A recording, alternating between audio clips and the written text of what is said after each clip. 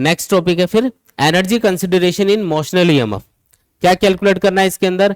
इसमें हम Lenz law को प्रूव करेंगे कि वो एनर्जी कंजर्वेशन लॉ को फॉलो करता है। लेंज लॉ के अकॉर्डिंग किसी भी कंडक्टर या किसी भी कॉइल में जो करंट या ईएमएफ इंड्यूस होगा वो हमेशा उस रीजन का अपोजिशन करेगा जिसकी वजह से वो प्रोड्यूस हो रहा होता है। और ये कौन से बेसिक लॉ के ऊपर बेस्ड है?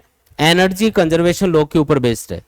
तो यहाँ पे मैथमेटिकली हम ये प्रूव करेंगे कि जब हम इस रोड को इस मैग्नेटिक फील्ड के अंदर, ये कोई रोड है, इसको इस मैग्नेटिक फील्ड के परपेंडिकुलर मूव कर रहे होंगे तो इसके अंदर जो ईएमएफ या करंट इंड्यूस होगा और उससे रोड के ऊपर जो मैग्नेटिक फोर्स लग रहा होगा उसके अपोजिट जब आप इस रोड को आगे मूव करोगे, क्योंकि जब हम इस रोड को मैग्नेटिक फील्ड के अंदर मूव करते हैं तो इसमें जो करंट इंड्यूस होता है उसके अकॉर्डिंग इस रोड के ऊपर जो मैग्नेटिक फोर्स लगता है वो इसके मोशन का अपोजिशन करता है।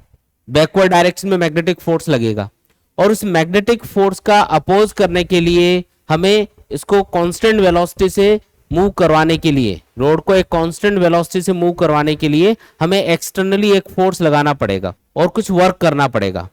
तो जो मैकेनिकल एनर्जी हम खर्च कर रहे होंगे पर सेकेंड या जो मैकेनिकल पावर हम खर्च कर रहे होंगे इस रोड को मूव करवाने के लिए वो एग्जैक्टली उस इलेक्ट्रिकल पावर के बराबर आनी चाहिए जो यहाँ पे प्रोड्यूस हो रही होगी। अगर ऐसा हो जाता है तो एनर्जी कंजर्वेशन लॉ यहाँ पे सेटिस्फाई हो जाएगा कि हाँ भाई सही बात है, ये रोड को मूव कर रहे हैं, कुछ मैकेनिकल एनर्जी खर्च करनी पड़ेगी, कुछ मैकेनिकल वर्क करना पड़ेगा। तो वो जो एनर्जी खर्च कर रहे हो आप पर सेकेंड, जिसको हम मैकेनिकल पावर बोल सकते हैं, जो मैकेनिकल पावर खर्च की जा रही है और जो इलेक्ट्रिकल पावर प्रोड्यूस हो रही है, इलेक्ट्रिसिटी जो इसके अंदर प्रोड्यूस होगी, अगर वो दोनों बराबर हैं, इलेक्ट्रिकल पावर और मैकेनिकल पावर, इसका मतलब जो लेंज लॉ है वो एनर्जी कंजर्वेशन लॉ को फॉलो करता है। इसको हम एक्सप्लेन कर सकते हैं, इसको समझा सकते हैं उससे। अब देखना कैसे इसको समझाएंगे। यहाँ पे मैंने एक सिंपल सा केस लिया हुआ है जिसमें एक मैग्नेटिक फील्ड को इस बोर्ड के परपेंडिकुलर आउटवर्ड डायरेक्शन में दिखा रखा है। डॉट का मतलब क्या होता है? प्लेन के परपेंडिकुलर आउटवर्ड। तो यहाँ पे जो मैग्नेटिक फील्ड है वो प्लेन के परपेंडिकुलर आउटवर्ड डायरेक्शन में है और एक रोड है जिसको यहाँ से ये x इक्वल टू 0 वाला पॉइंट मान लो, यहाँ से आगे लेके जा रहे हैं और रोड जैसे जैसे आगे मूव कर रही है ये मैग्नेटिक फील्ड लाइंस को काटते हुए जा रही है। मैग्नेटिक फील्ड किधर है? आउटवर्ड। तो जब रोड ऐसे मूव करेगी तो ये मैग्नेटिक फील्ड लाइंस को काटते हुए जाएगी। रोड की जो लेंथ है वो मान लो L के बराबर है और इसको एक कांस्टेंट वेलोसिटी से हमको लेके जाना है, कांस्टेंट वेलोसिटी v से लेके जाना है। तो जैसे ही हम रोड को मूव करेंगे इस मैग्नेटिक फील्ड के परपेंडिकुलर तो रोड के अंदर एक ईएमएफ प्रोड्यूस होने लग जाएगा जिसका फॉर्मूला होता है E इक्वल टू BLV। ये ईएमएफ प्रोड्यूस होगा और इससे सर्किट में करंट इंड्यूस होने लग जाएगा जिसका फॉर्मूला होगा induced EMF divided by resistance of the road. तो ये आएगा BLV डिवाइडेड बाय R। इतना करंट इसके अंदर प्रोड्यूस होगा। और कौन से डायरेक्शन में ये करंट होगा? तो फ्लेमिंग राइट हैंड रूल के अकॉर्डिंग फर्स्ट फिंगर को मैग्नेटिक फील्ड की डायरेक्शन में पॉइंट कर दो यानी कि आउटवर्ड, और थंब को कंडक्टर के मोशन के डायरेक्शन में रखो यानी कि इधर करना है आपको, कंडक्टर का मोशन इधर है तो मिडिल फिंगर आपको इंड्यूस्ड करंट की डायरेक्शन बताएगी यानी कि इस रोड के अंदर जो करंट इंड्यूस होगा वो कौन सी डायरेक्शन में होगा? बोलो, डाउनवर्ड डायरेक्शन में होगा। तो इस रोड के अंदर जो करंट इंड्यूस हो रहा है वो डाउनवर्ड डायरेक्शन में है। अब फ्लेमिंग लेफ्ट हैंड रूल के अकॉर्डिंग इस करंट की वजह से इस रोड पे जो मैग्नेटिक फोर्स लगेगा उसकी डायरेक्शन भी देख लेते हैं। फ्लेमिंग लेफ्ट हैंड रूल के अकॉर्डिंग फर्स्ट फिंगर को मैग्नेटिक फील्ड की डायरेक्शन में पॉइंट करो और मिडिल फिंगर को करंट की डायरेक्शन में घुमा दो। ठीक है, तो थंब आपको मैग्नेटिक फोर्स की डायरेक्शन बताएगा जो इस रोड के ऊपर लग रहा होगा यानी कि थंब इधर पॉइंट कर रहा है ना, इसका मतलब फोर्स लगेगा इस रोड के मोशन के अपोजिट डायरेक्शन में। कौन सा फोर्स लगेगा? Magnetic force. कितना लगेगा? तो फोर्स का फॉर्मूला होता है ILB sine theta. Values put करते हैं यहाँ पे।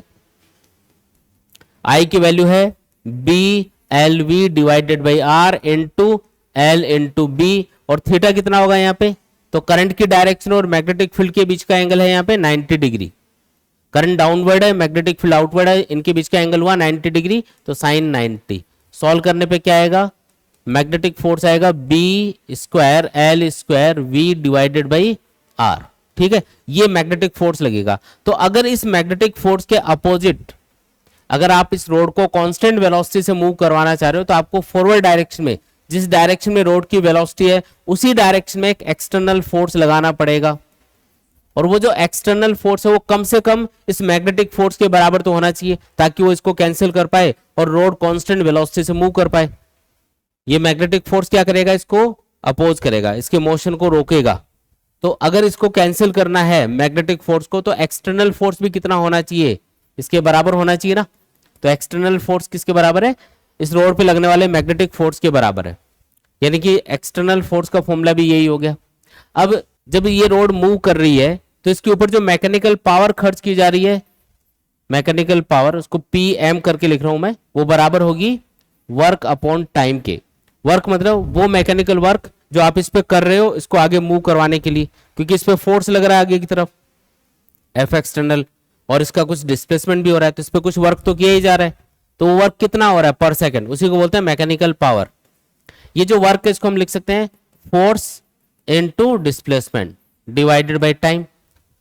मान लो कि टी टाइम के अंदर ये एक्स डिस्टेंस कवर कर लेती है रोड, तो जो एक्स डिस्टेंस कवर करने में वर्क हुआ वो हुआ एफ एक्सटर्नल डॉट एक्स और डिवाइडेड बाय टाइम कितना लगा टी।